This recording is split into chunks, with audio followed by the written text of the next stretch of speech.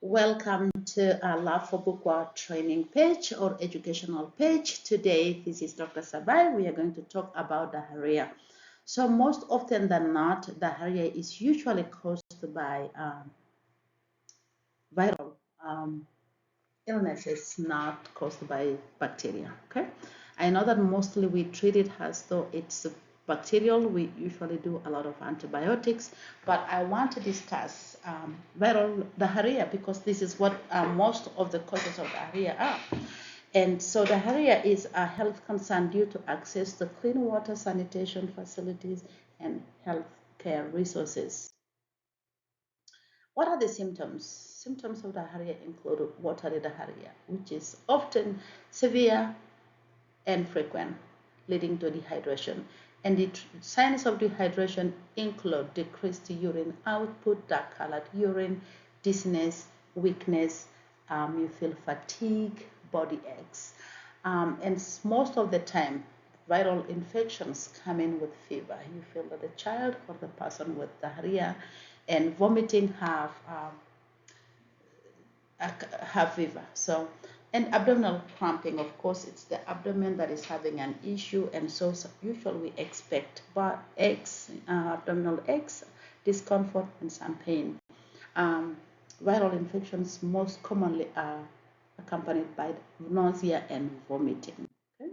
Okay? What are some of the complications of untreated diarrhea? If you don't get it managed effectively, what happens?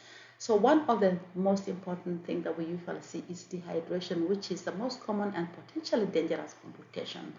And dehydration occurs when the body loses more fluids and electrolytes such as sodium, potassium, and chloride than it takes in.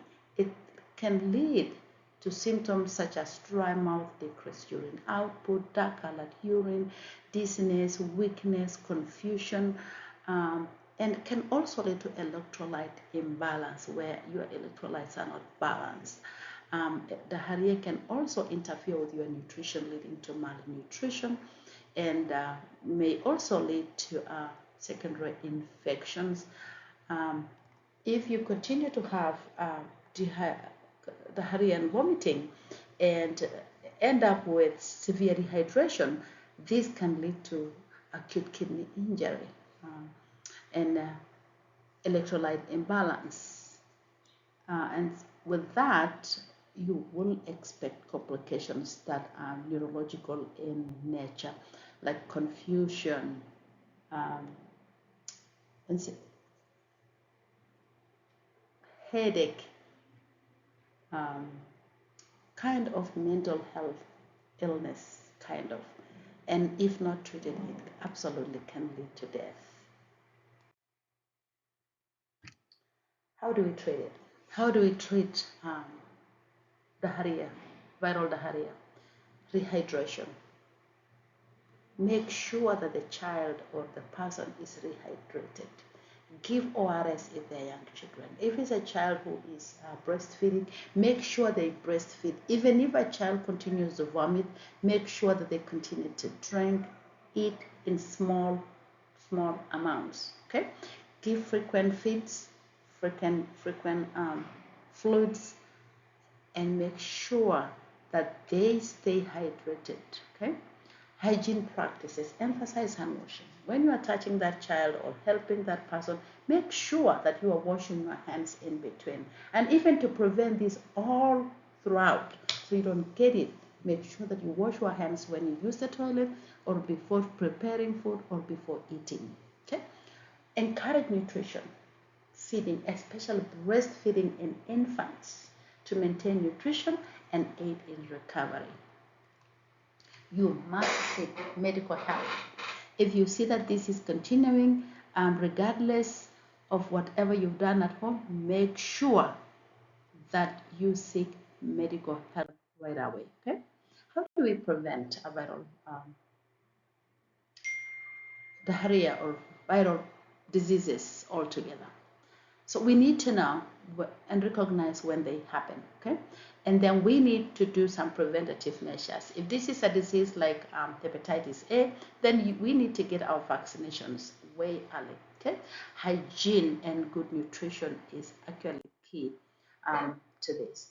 I just wanted to really share with you what not to do if you have had diarrhea, nausea, and vomiting for over 24 hours, 48 hours, 72 hours. Now you are feeling extremely weak, tired. What are we going to do? What should you not do? One thing, dehydration kind of hits your kidneys, okay? So your kidneys are the ones that will always work very happily swimming in water.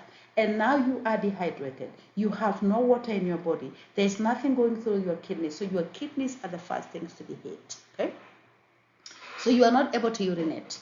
And now, at this point, you should not be given herbal medicine. Do not take herbal medicine. You know what that will do? That will knock down your kidneys. Simply because the kidneys are already suffering from dehydration, there is no water. So if you put anything hard like herbal medicine, you're gonna knock down your kidneys. Another thing that you shouldn't do before you get full hydration is taking antibiotics. Okay, so usually Cipro is recommended for travelers diarrhea, and it can help. The problem that we have is somebody wants to give you Safe, Metro, and many other antibiotics. These are not going to help you. They're just going to knock your kidneys out. We've seen a lot of patients who come in here. They started with nausea and vomiting, diarrhea for over 72 hours. They have gone to several clinics. And now by the time they get here, they are not peeing. There's no urine, not even a drop. Even when we try to challenge the kidneys with a little Lasix, nothing happens. And all that needs to be done at this point is dialysis. Remember, we don't have dialysis in Bukwa, Kwem, Kapchorwa, and sometimes it's even hard to get dialysis in Bali. Okay? Some places have dialysis centers, but they don't have providers to put in central lines ready for dialysis. So this can be a problem that can easily lead to death. So after you have had diarrhea for a long time, vomiting for a long time, you need to be rehydrated fast before you are treated, okay? I need you to get this together. If you have been so sick, you are not eating, you are not drinking, you are dehydrated, we need to make sure your kidneys are working before we give you any medicine. If you have any questions, please reach out to us here at Love for Bukwa. Our email is loveforbukwa@gmail.com. Our website is www.loveforbukwa.com. www.loveforbukwa.com. My phone number is 0788-659-702, just in case you have any questions that are pretty urgent. We are here for you, so please call us if you have any questions.